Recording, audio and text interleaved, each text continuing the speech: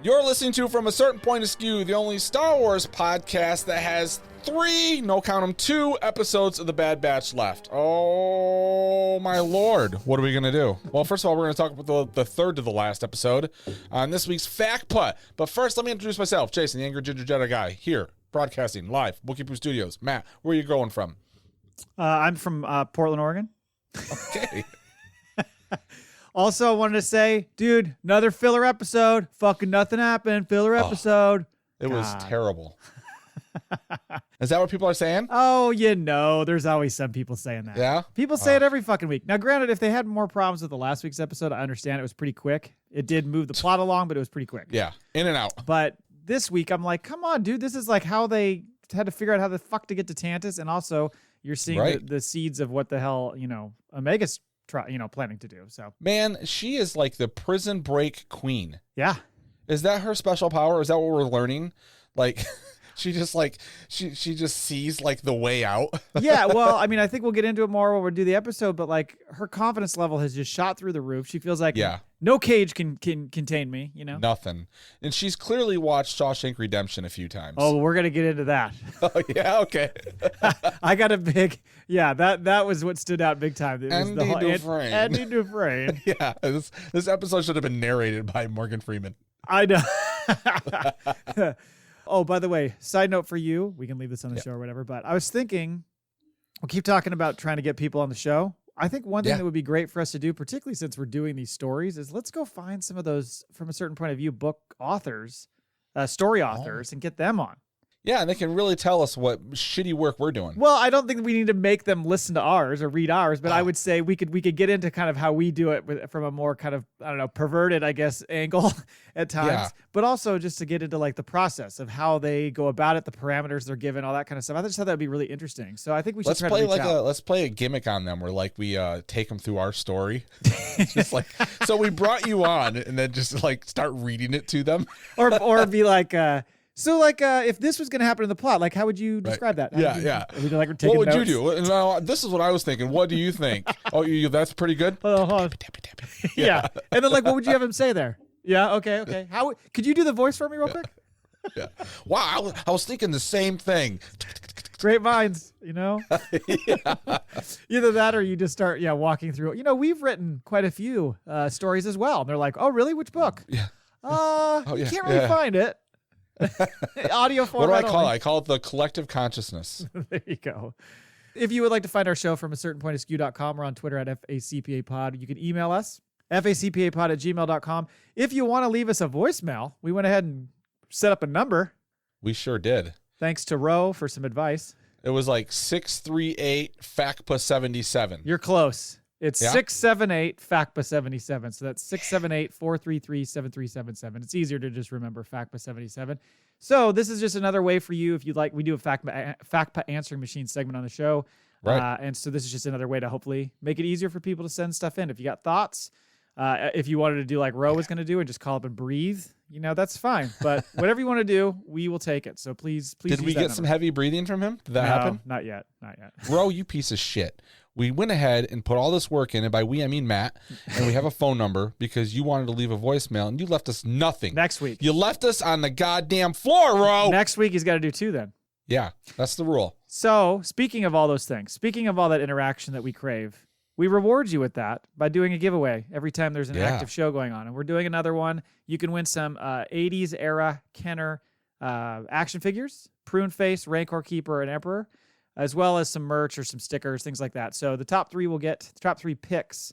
It'll be the episode after the Bad Batch wraps. We'll get some prizes. So the more entries you get, the better the chance you have. Although some people scoff at that because they think they put in a lot of entries and then don't win.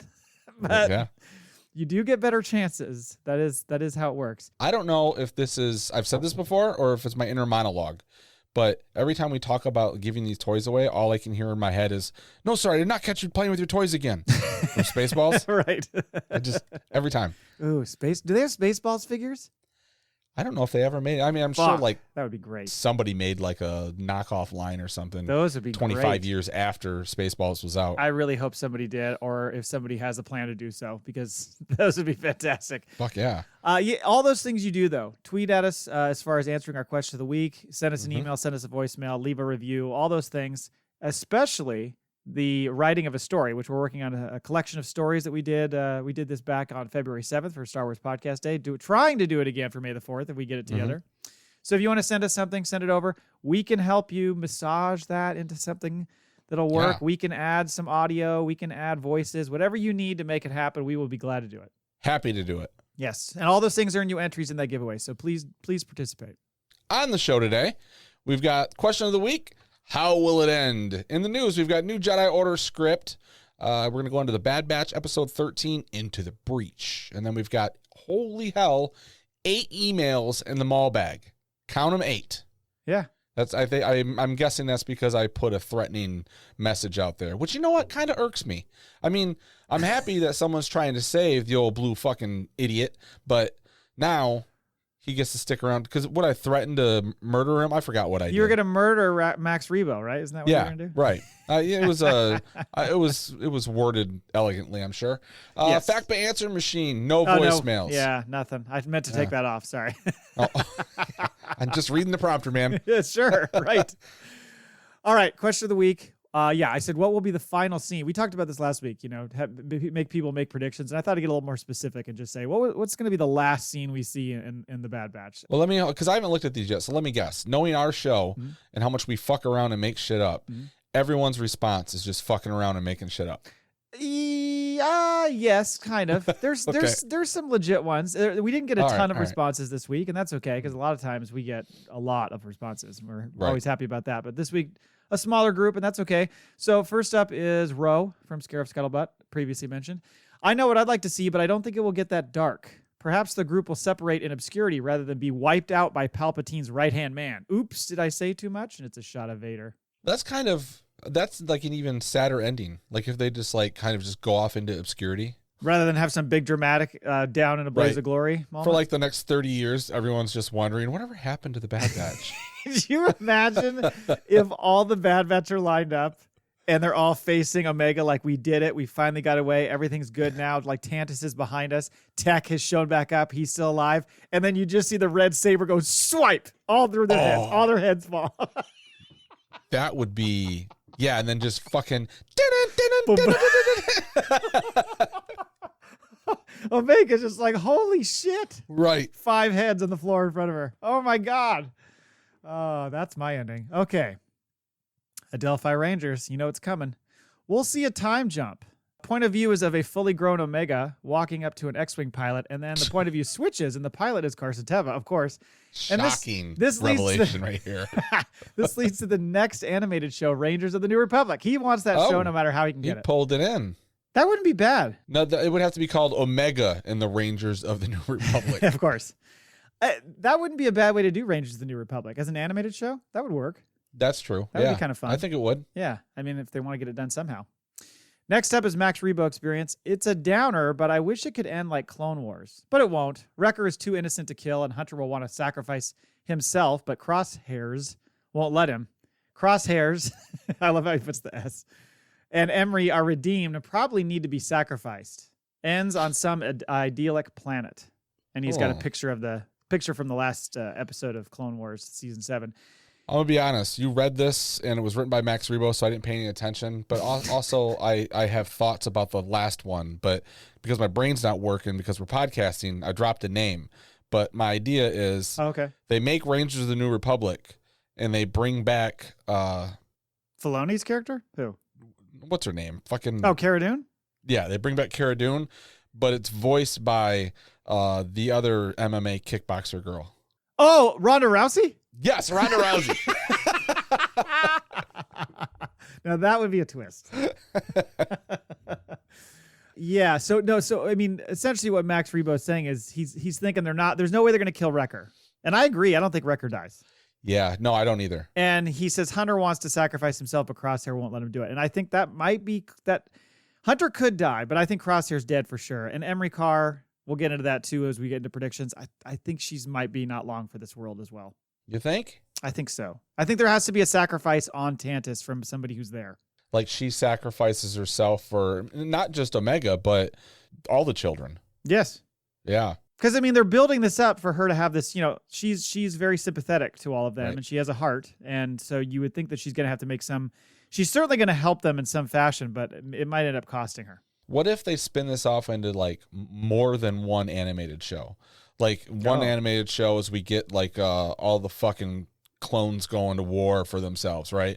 And then we get the one we talking about with Omega going off with Asajj Ventress. But then we get this other one we weren't thinking about where it's Crosshair and new Captain Dipshit with a beard. And Rampart? they just and they go off on missions. He's a vice admiral, Jay. Oh, what did he fucking... What a snooty fuck. The comic relief from him the last 2 episodes. Yeah. Has been Yeah, great. he has been he's got some personality, doesn't he? He does. Well, and maybe, Emery Carr does her own show. It'll be Emery Carr, the science gal, and it'll just be an educational show. Yeah. With her monotone delivery. Okay, final one is from Brown Leader. You saw this one. This is Tantiss gets abandoned after its location is compromised and it gets turned into a Spirit of Halloween store. That made me laugh. That was pretty good. All right, thanks everybody. You get entries. News a little bit short this week. Just a quick news item on the new Jedi Order film starring Daisy Ridley. She was doing some interviews recently and talked about the new film, and she said some interesting things about like having to remember how to play the character, which I didn't think about. She's like, God, I gotta like get back in that mindset of what that character's like. But also the fact that she's like, I'm older now, I'm different, so I might come at it from a different angle. And the character's older. Did I read that she's in her 30s now? Let's see, 2015, 9 years ago. Yeah, she would be, right? Wow. What was she, like 23 when she did the first one? Maybe? I think, when 22? she interviewed, I think she said she was pretty young. Was she 34, I think she said? She's 34 now? She's 34? I think that's what I read. Holy shit, okay. Yeah. Get this right, because Max Rebo's going to be all up in our business. You know, I'm happy to be wrong for him. She is 32.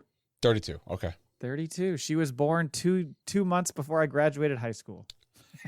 Wow. Yeah, because he old.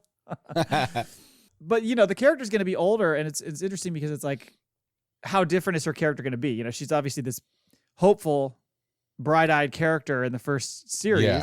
Yeah. And then so now is she going to be like more kind of, I don't know, like cynical and not quite to the Luke level. I know that's the route to go, and to me, it usually makes sense the way they make it work. But I would like to see, she can't be cynical, right? Because if she's starting a school...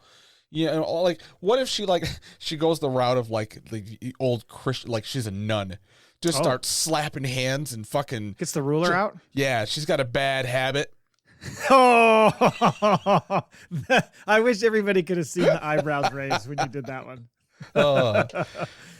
Okay. She also said that there's a script that she's going to have ready to read next month. You know what pisses me off about actors, especially like her, who has the fucking script to the next movie waiting, and she's like, I'm going to read it next month. Next month? You're rich. Well, get on a plane and go read this thing.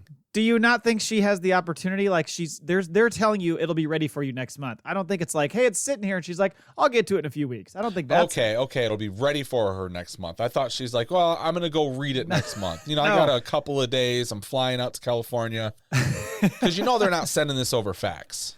No, that's what I was gonna get into. Also, is like back when they did Force Awakens, I think wasn't the whole story? It was like in some weird paper and shit, and you had to go into a special room to read it. They do.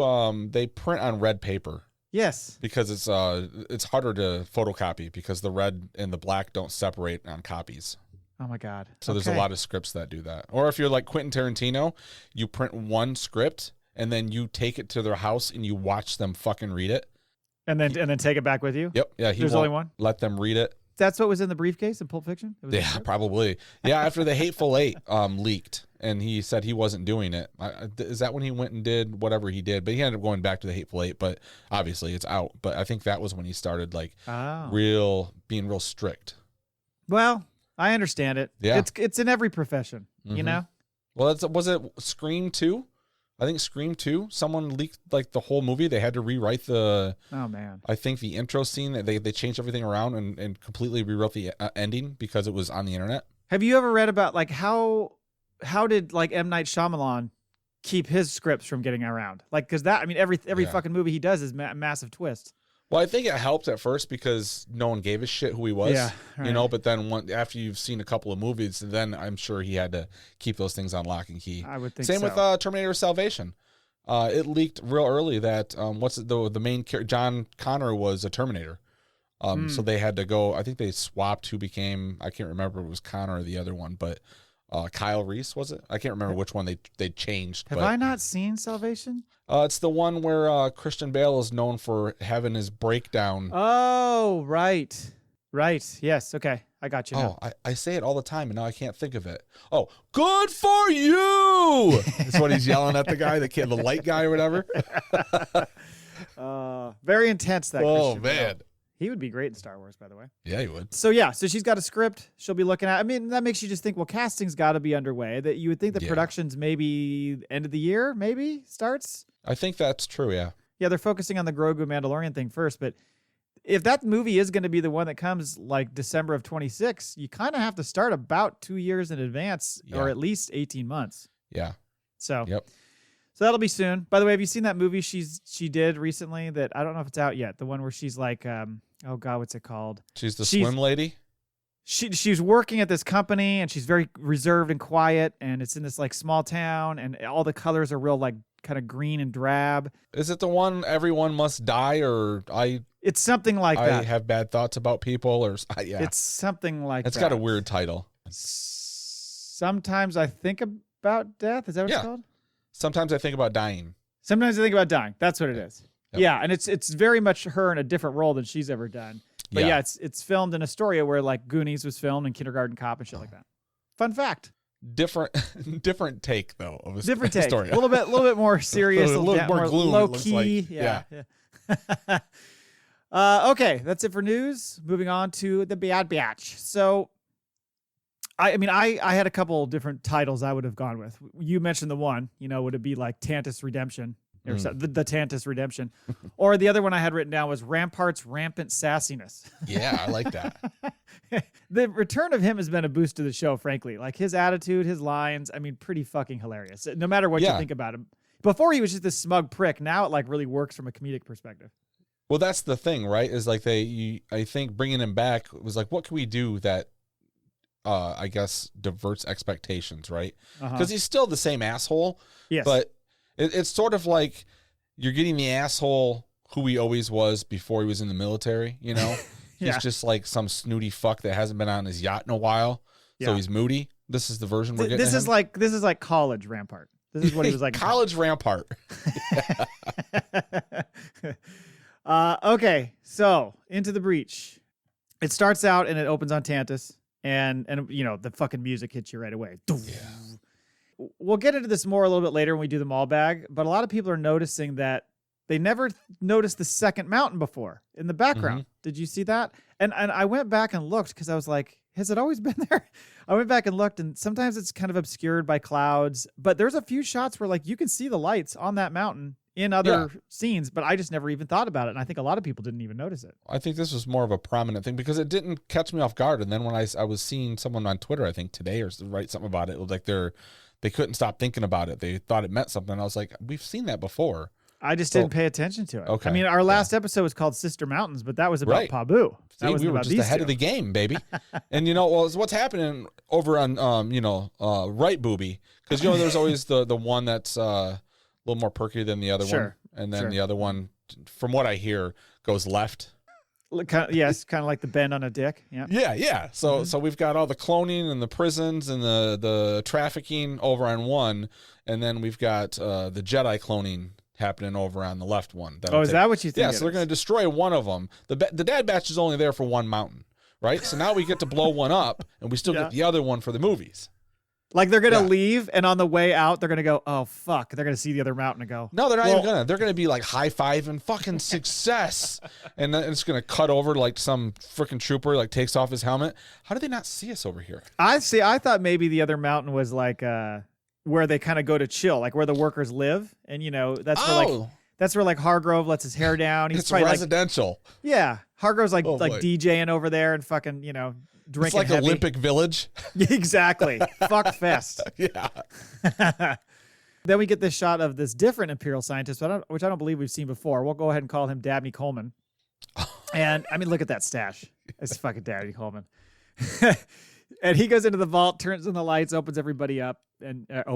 Jesus. Wow. Opens all the cells I up. didn't see this episode. And Omega comes out and starts talking to Eva. And she notices her doll, and she's kind of playing dumb. Like, oh, is that your doll? You know. And deep down, she's probably thinking, She knows exactly how she got it. And Eva reinforces that by saying, Emery gave it to her because she's the only nice one. So clearly Omega's like, Dr. Carr is a future ally. I got to keep working on her. Like, she's one of us. What if we find out, like, not only is Dr. Carr a clone version, but it was a separate scientific thing, and she's actually her mother as well? She's the mother of Omega? Yeah, she carried the egg that gave Omega. That would be a fun twist. Right. And then we get to see her mom murdered. Right after the Sith blades hit all the dads' heads. But she doesn't tell her until she's dying. Yeah. I'm your mother. I'm your ma. She's and that's like, all she gets out. I gotta get to the records and figure this one out. What does she mean by I'm your ma? Yeah. So then the other kids show up. And this kid, Sammy, who's the blue girl, so I love how she's playing big sis to the little kitty cat, Yeah. Like she's carrying it around and taking care of her. Yep. Or taking care of him, I guess. It's a guy. And so the kids tell Omega that, hey, it's best not to cause trouble, and you just got to get used to being here. They are just beaten down with despair, these poor kids. He tried to escape once. It didn't work out well for him. Yeah, I was expecting him to be like, shut up. Yeah. I'm trying to be cool here. Yeah, fuck. So we switch to what first looks like Cloud City on Bespin, but it's actually Boravio, which you'd remember from season 1 when Fennec and Cad Bane fight when they're going after Omega. It is? Okay. It's that place. It's that old cloning facility that was kind of abandoned. Right. So they go there, and that's where in flies Echo with a stolen shuttle. And, kind of off to the races we go with the back and forth jabs between the Batch and Rampart. It's just relentless through this episode. I was laughing a lot because some of these exchanges were pretty funny. I mean, first of all, Echo asks Hunter, can we trust this Hydro Snake? It was like Rampart's chiming in the background. This is going to be such an old, weird reference that like 4 people are going to get. But he sounds like the chef in You Can't Do That on Television. He's like, I heard that. For you 2 listeners out there who got that reference. So he explains the only way they're going to get to Tantiss is for a ship to dock at Imperial Station 003, which I believe is it's orbiting Coruscant. I believe that's the station they went to when they met with Cad Bane and got the kitty cat. Yeah. But then you got to get there. They don't get the coordinates to the Navicomputer. It goes directly to the Navicomputer as they're leaving. So they got to be there. So the Batch, they're not totally convinced because they're like questioning everything he's saying. Do you think I'm lying? And they all in unison, yes. Yeah. So much comic relief. He's almost clutching his pearls. Oh, totally. Yeah. Yeah. Well, I like how he goes, I hate clones. Yeah. Isn't there a part where he says, I'm standing right here or something? Aren't they talking about something? He says it on Boravio, and then he says something else later like that too. Yeah. Okay. So Hunter says they're going to go to the station, pull the coordinates from the other ship. But in order to get back to the station, they're like, okay, we got clearance codes. And Rampart's like, well, they give Rampart this uniform. And he's like, I can't remember the exact order of this, but he's basically saying like, you guys are going to stick out like a sore thumb. Like, what do you, or what does he call it? Like sweating Gamorreans or something like that. That's what he says that they're going to stand. But he says, I can play this role. However, his issue is with the fact that it's a captain's uniform and he's a vice admiral. The pause when he goes, I can't wear this. It's a captain's uniform. They're all like, this isn't staring at him. This isn't fucking the costume store. Like, wear the fucking thing. Play the role, dummy. Right. Who is it? It's Echo who goes, you've been demoted. Yeah. You were a prisoner 2 seconds ago. This episode this is probably like a second running for comedic. Nothing will beat the Echo and the conversation with the sisters. Is there an echo in here? He's like, hello? Man, that whole thing, that was gold. Who's on first? Yeah. So back on Tantiss, Omega is just like becoming MacGyver. Everything she finds, she can use for a cause. She's very resourceful. And, she obviously lifts that little scalpel looking tool from the tray when Emery's taking her blood. And she uses it later to pry open the wall. Do you think she noticed? That she grabbed it? Yeah. And she just like let it go? Yeah. She looks back at her She kind of does. funny, doesn't she? Right. Like maybe she made, she might have made that connection. Mm-hmm. I don't think she left it there on purpose for her. I think it was just like, oh, you took that. Okay, good idea. Mm-hmm. Oh, also, later she's at the table with the kids and she pulls out the game and starts building a fucking map of the facility, which I love it because she actually takes the little holo display base, which is circular. She puts that in the middle first so she can make a proper circle around it. Yeah, yeah. And then she moves it. And then she's like, here's the layout. It was like Doc Brown shit. Please excuse the crudity of this model. And I'm time to paint it. Yeah. So she's talking more to the kids about, how often do the doctors come around and, do the troopers ever come in here, et cetera. But she's, like I said before, the confidence is booming. She's really like, she is not worried 1 ounce about getting out. Well, she's already broke out once before. She's like, easy. Yeah, that's what she says. Yeah. I did this once before. We're going to do it again. I'm taking all you with me. Yeah. So she is becoming quite the leader. She explains to them how, I got to get into the walls because that's where the samples of our blood are going. There's got to be some way to use that.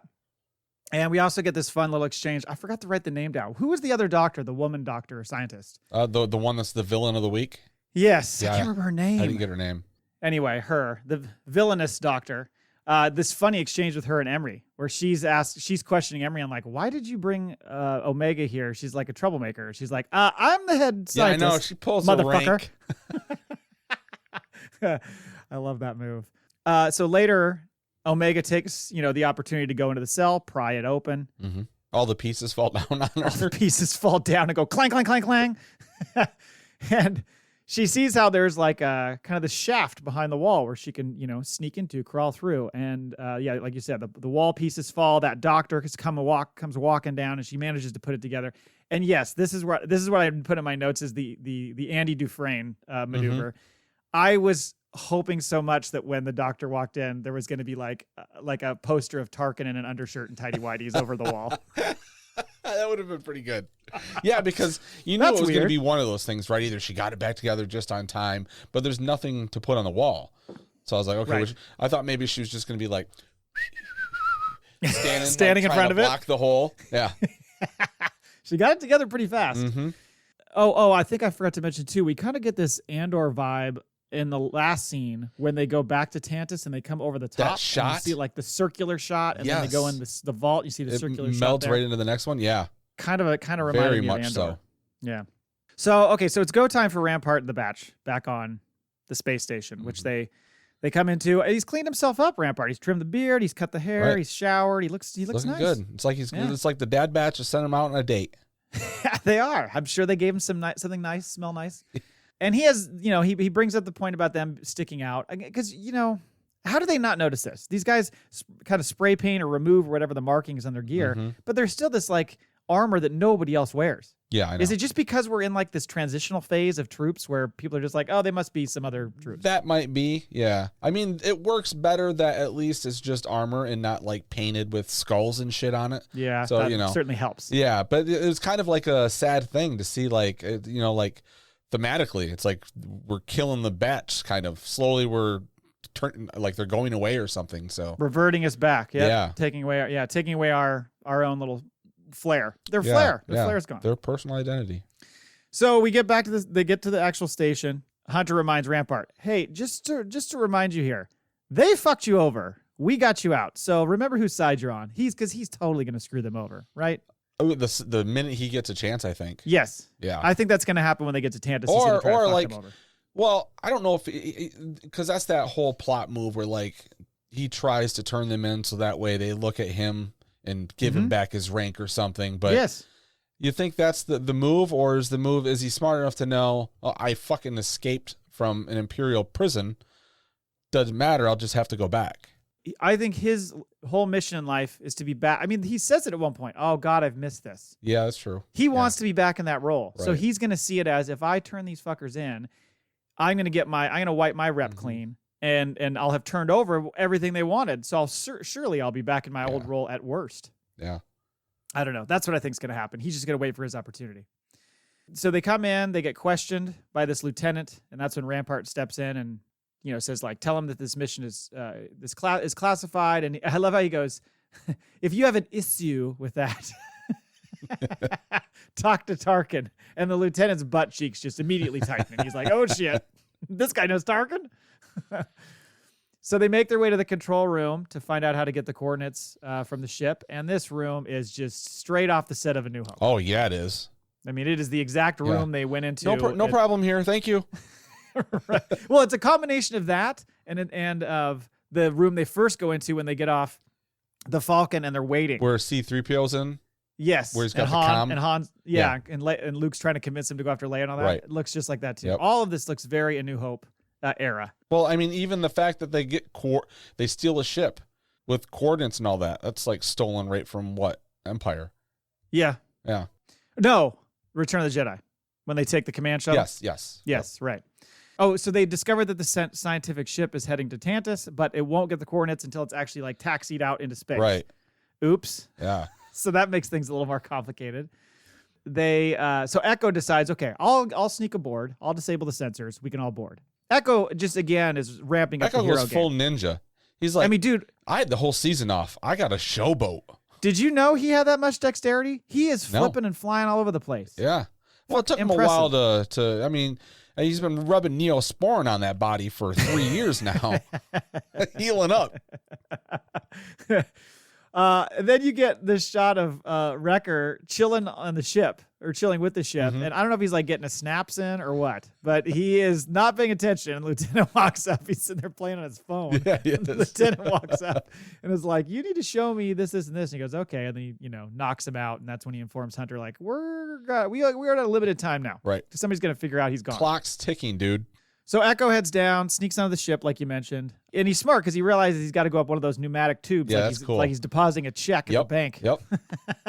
And the ship Echo's on starts heading out to fly away. So Hunter and crew like fly after them. And Echo's just working frantically to get the sensors deactivated. He has to obviously stun that trooper and he's trying to work it. And there's this like tension is building. Yep. Rampart's like, it's too late. He's captured. We're not going to make it. And it was kind of cool that Crosshair's like, hey, he's on it. Echo's got it. Obviously trust in the Brotherhood. I put this note down because eventually what happens is they get out there and are managed to, attach to the ship like a split second before it jumps. Right. Perfect timing. But I had this note on there that said, some may ask Hunter later, so how did the science ship not notice your shuttle flying in to attach itself? And he says, because we were inverted. Nice. Bullshit. Yeah. It's a great move, man.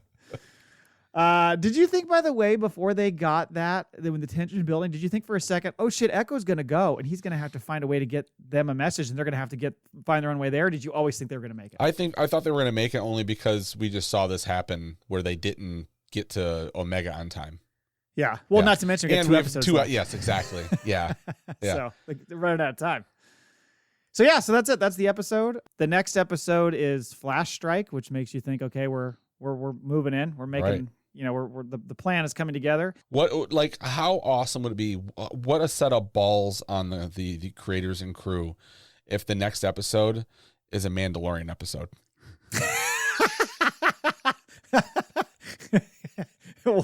Walks in, they're like, what the fuck? Just like everybody would be like, it's like the God damn, I'm so tired I can't think tonight. Rickrolled. It's like the Mandalorian. It's the Rickroll of the Star Wars universe. Like that would be good.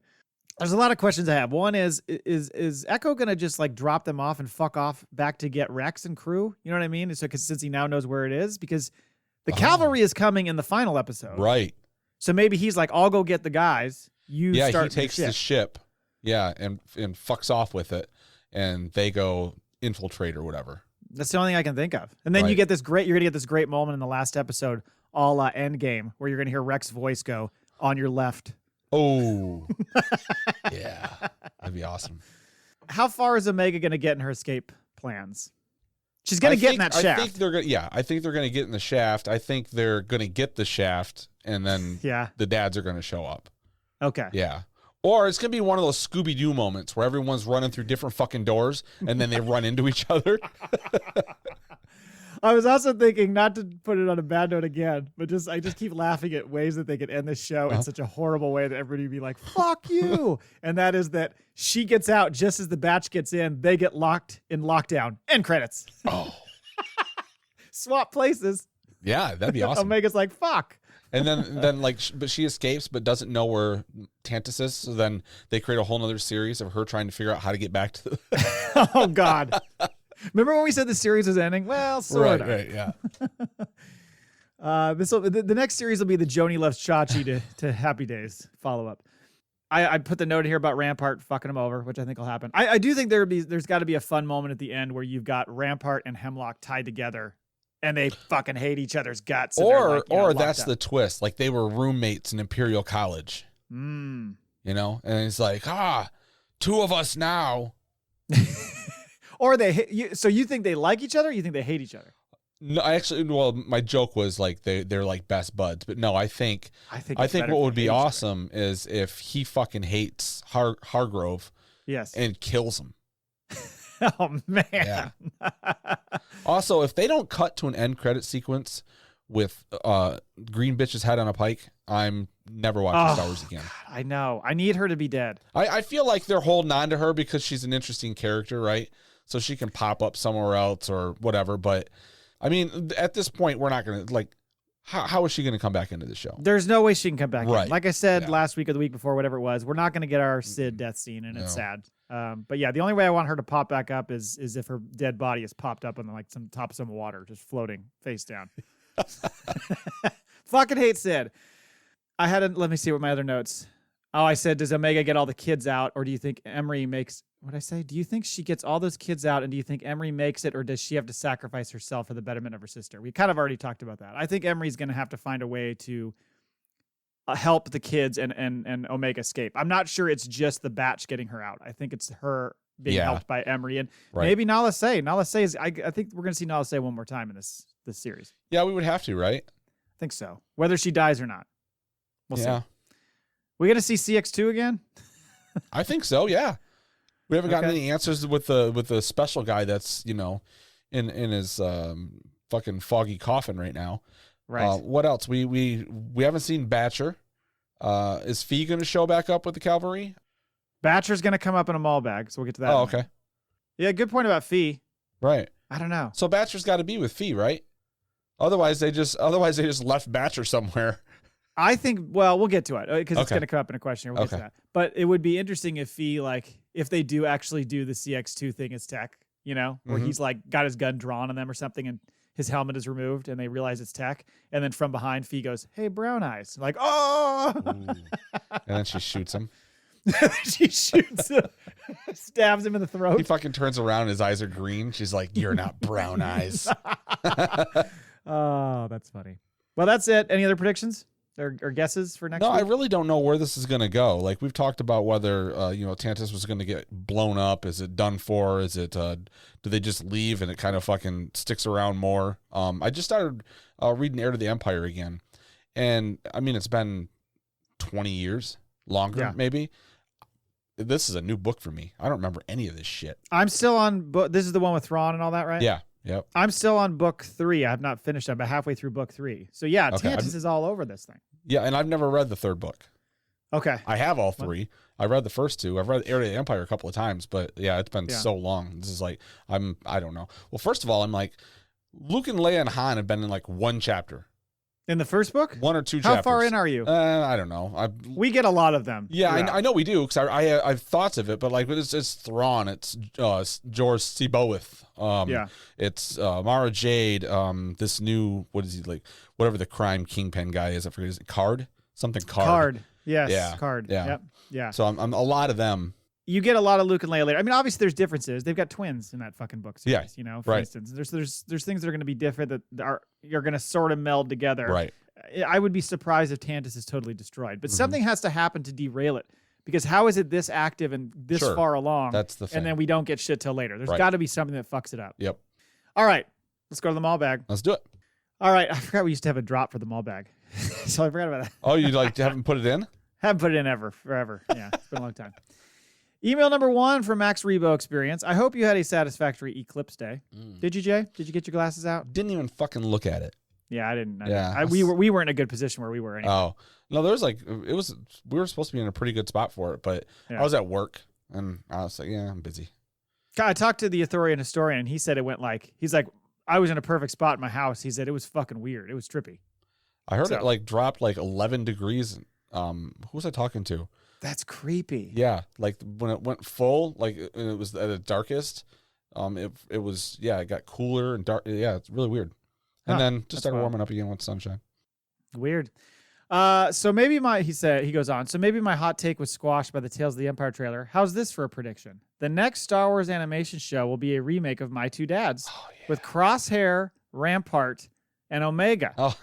It will have quite a juxtaposition with Crosshair being the whimsical Joey Harris type. That's kind of funny to think of Crosshair as that type. He's the whimsical one? And Rampart playing the serious Michael Taylor type. Thanks, Wikipedia. I mean, Star Wars does need a sitcom, and having that with a laugh track would be fantastic. Why can't? Both of their names are escaping me right now. He was the corporate dickhead. Paul Reiser. And the other one, he's the serious one. The other one has the hot daughter. In the show? No. Or in real life? I don't know. I think I thought she was cute when I was a kid, but I couldn't tell you who she is. All right, yeah. But isn't he like a musician or some shit? He's the cool guy. He's the cool dad. Right. Yeah. But no, in real life, I think his daughter's been an actress or something. Okay. I think I so. don't remember that. Well, yeah. Speaking of a sitcom, his second email. Do either of you have an elevator pitch for a Disney Plus sitcom if you ever get Kathleen Kennedy cornered in an elevator? I think we've talked a little bit about certain ideas. We've talked about, the Cantina turning it into a Cheers sitcom is obvious.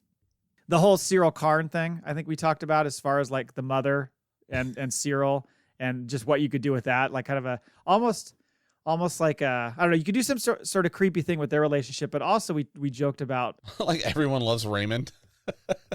Good. You 100% could do that. Oh my God, that'd be great. But you could do something with the ISB or just in general the Empire and make it like an office. Yes, absolutely. Yeah. You could totally do that. I mean, fuck, Dedra is like a dead ringer for Angela from The Office, and Cyril could certainly play that Dwight role. Oh my God, he could. Just saying. I mean, to anyone else, he would be the Dwight, right? I think so. Yeah. He's the assistant to the regional manager. Yes. So that's why it's the ISB office. I think that works. And they've got Tim Meadows already running the fucking place. So it all works together. Bring in Ricky Gervais. Yeah. Email number 3 from Hyperspace Heroes. Now, all of these that I'm about to read are from Brown Leader from Hyperspace Heroes. So get ready. Okay. Because there's a lot of them. Greetings, Factba Boyos. Have you had your blue milk today? That's all he said in his first one. Oh, yeah. He's out to save the blue. All right. Now, I respect the play here because there are other ones coming that are a little bit more thoughtful. And no, I have not had my blue milk, but I have had the blue concoction at Galaxy's Edge before. And I can't remember exactly what it tastes like, but I remember it being okay. It was more of a frozen drink. When I was a kid, I used to mix blue Kool-Aid with milk. So I would have blue milk. Was it good? I remember liking it as a kid, but I was fucking 5 years old, and it was milk with sugar in it. Exactly. You already like this. It's just like strawberry milk or chocolate milk. Right. Yeah, that makes sense. Email number 4. Hello there. What we really need to know going into this finale is, where are Gonky and Batcher? Are they safe? Are they okay? Is someone looking after them? Oh, you know what? Now, you were thinking, are they with Fee? Have you ever seen Gonky and Batcher in the same scene? You think they're the same person? It's like yeah. When are you going to kick me off this show? Never. Nobody wants to listen to me talk to myself. Gonky, I didn't think about, but that's a good shout. Batcher, of course. Yeah. A lot of people think we're worried about Batcher. You bring up Fee, which is a good point. I was just assuming they're on Pabu. They're just there. Oh, yeah, maybe Gonky's like the mayor's put Gonky to work running fucking poll numbers to see if he's going to win re-election. There we go. And then his daughter has got to be looking after Gonky's powering the city right now. He might be. Yeah. I mean, fuck, they took a major hit. Yep. They need him. What about AZ, by the way? Nobody mentioned AZ. Is AZ still on Pabu? I hope so. AZ's a fucking hero. Yeah. You know what? That's the one thing this show didn't do right, was give him more screen time. They should have. I mean, he should be with them. they're all about their fucking droids in these Star Wars shows, but for some reason, this guy's like just pushed off into the background. He has these big moments, and then they're just like, yeah, no, that's good for now. Right. Shh. If the next show, AZ needs to be with Omega and Asajj. I like it. Yep. I think it's important. And Wrecker. And Wrecker. And then yes. Wrecker is Wrecker will because he's like a teen, like his hormones kick in, and all he does is just pine for Asajj. He's never gonna get her. Yeah. Never in a million years. He'll win her over. I don't think so. She'll have one night where she's like, "Fuck it." Yeah. But that's it. Just like real dark on that moon. Yeah. She's like, you know what? A woman has needs, and let's just go for it. You got a big hog. I'm sorry it was so fast. Oh God. I don't want to see his O face. Wow. Okay, so he says, hi guys, email number 5. So the other day as I was scrolling through the Twitterverse, a certain post caught my attention and is prompting this Maul Bag entry, which is also spurred on by your post this evening asking for submissions. The question that I wanted to pose to you is this: what do you think Rural Farm Boy does when he doesn't have Star Wars podcasts to listen to? He posted he only had 9 to listen to the other day and that he could listen at 1x speed. So it got me to pondering what he does with the rest of the time when he's running short and tweaking from withdrawals.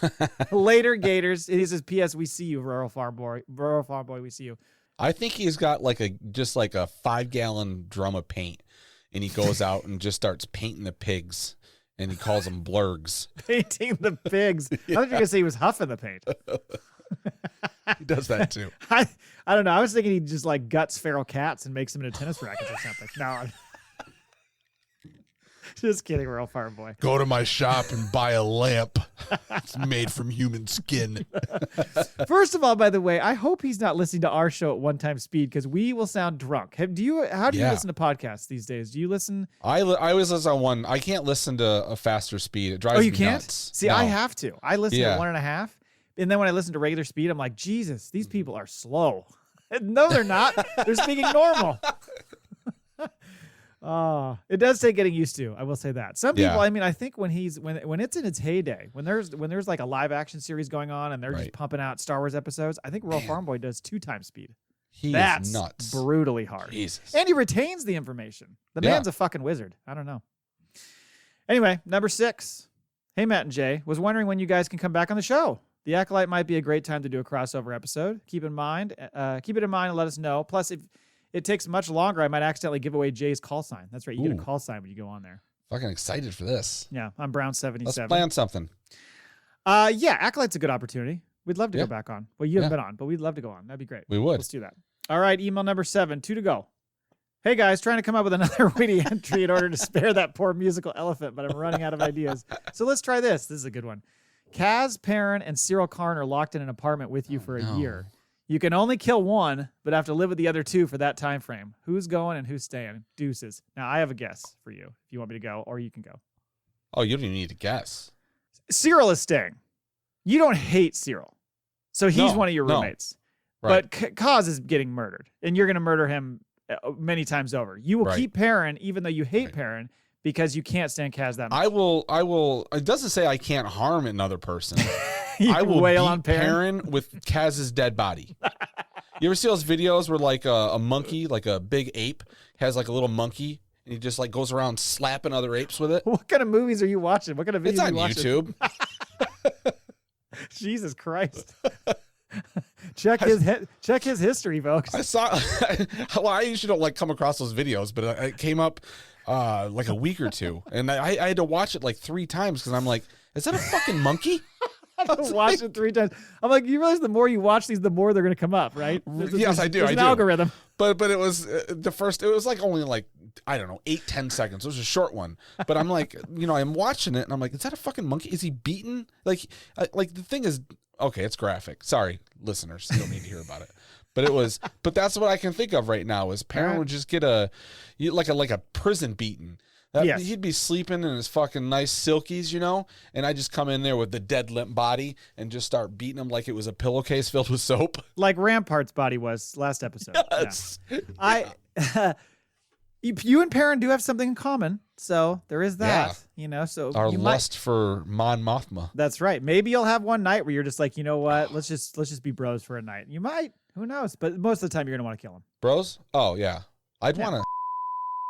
Oh, Jesus Christ. Make a note. Edit that out. I couldn't even get that one out. My butthole puckered saying that one. That one was just for you and me. That one won't make the final cut. As funny as that was. Oh, I'll put that on the outtakes. Okay. We'll release that someday. That's behind the paywall. That's Patreon. Okay. I should bleep it out and make it. Do it. I'll do that. Everyone guess? Yes. The final one. Email number 8. Hey guys, did you catch there? This is about the mountain. Did you catch that there was a second mountain, a second Mount Tantiss mound in the most recent episode? I don't recall seeing that in other episodes. Is it a clone of the first? Are they setting up a D-cup mountain range for a topographical map? Is the Andor-style kid prison in one and the Sith rune creepy clone room in the other? Which I thought was an interesting thought. Yeah. What's going on here and why can't I stop thinking about it? And then he says that should get you over the minimum threshold of Maul Bag entry so Max Rebo can go forth and frolic in the meadow and continue his stud duties. Did he tweet this or something similar to this? I saw a tweet today that was not this long, but there was something about can't stop thinking about it. Yeah. Well, I didn't think about there being... So he's saying like essentially there's two vaults. There's the one with the kids, and then there's the one with the actual clone stuff. Well, technically, if they're going to go, and we don't know how far they're going. I mean, they used Mount Tantiss. Are they going to use the fact that it was like the Emperor's treasure trove, you know? Mm-hmm. So maybe one mountain is just like all of his goodies, and the other one is like, you know, the active establishment. Yeah, that could be. An operational building and the treasury. Yes, yeah. Because I was thinking, I mean, we talked earlier about what else could be going on there. The fact that that's where the scientists live and party. I do like the Olympic Village idea even more so. But that's an interesting thought, though. There's a sitcom idea right there. Oh, fuck. Is it a sitcom? Is it a sitcom? That's a... Who is it who was saying you were going to have a Cinemax show? You wanted your show to be on Cinemax. That's what the Olympic Village. Oh, right. Star Wars Olympic Village. If I had if I got complete control of Lucasfilm? That's what it was. Tweeted That's what it was. Yeah, right. All right. Well, thank you for all the Maul bags. Thanks for all the great questions. Yeah. Appreciate it. Everybody be encouraged by that and send something in for us next week. We love diving into these like random topics and questions. I have to say, Hyperspace, you are my hero.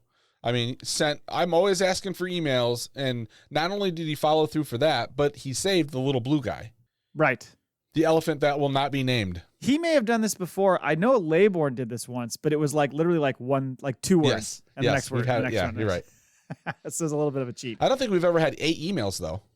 I don't think so. But the nice thing is for this, I mean, aside from just saying, did you have your blue milk today, which is a little weak, but the rest of them, had like questions in them and thoughts, which was great. Right. And so he gets all those credits. So all of a sudden he is shot up the ranks in the entries. He's winning some toys is what you're saying. He's second only to Max Rebo now. So but just those two are the top two. Oh, they're fighting it out for it. They are. And they'll probably both lose. Maybe they can get together and play with their toys together. They could. It's funny because we have like 200 entries right now or whatever we have. Uh-huh. So let's say Max has, I don't know, 25 and Brown Leader has 20. Well, that's only a quarter of the entries. So it's very easy for them to not win, even though they have so many entries. It's very easy for it to be some rando. I'm looking forward to a rando. Yeah, it'll be fun. There's usually one in there. Mm-hmm. All right, that's it. That's the whole show. No voicemail. Thanks a lot, Ro. Thanks for ruining everything. Yeah, I guess anything. Why? No, you're good. I hope you have a good time on your vacation, Jay. You will be back for us to record next week. We will be doing, what I say it's called again? I already forgot the name of the damn episode. Field Strike. No, not Field Strike. Future Strike. Future Strike. No, it's Flash Strike. Flash Strike. Yeah. Yes. We'll be back to cover that. This is where we get a quick look at the mountains uncovered. It's just full of them today. Your mind's already in Vegas. Thanks for listening, everybody. Until next time. Laughing at fuzzballs. We have spoken.